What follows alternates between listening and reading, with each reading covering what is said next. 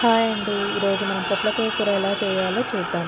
ముందుగా ఒక ప్యాన్ తీసుకొని నూనె వేసుకొని పోపు దినుసులు వేసుకొని బాగా వేగాక ఉల్లిపాయ, కరివేపాకు, 2 పచ్చిమిర్చి వేసుకొని కొంచెం మగ్గాక పసుపు, ఉప్పు వేసుకోవాలి. ఉల్లిపాయలు కొంచెం ఫ్రై అయ్యాక పొట్లకాయ ముక్కలను వేసుకొని కలిపి మూత పెట్టి కొంచెం సేపు మగ్గనిద్దాం. తర్వాత నానబెట్టిన శనగపప్పు కలిపి కొంచెం సేపు ఉడికించుకోవాలి. ఒక 10 నిమిషాలు ఉడికాక దానిలో కారం, మసాలా వేసుకొని దించే ముందు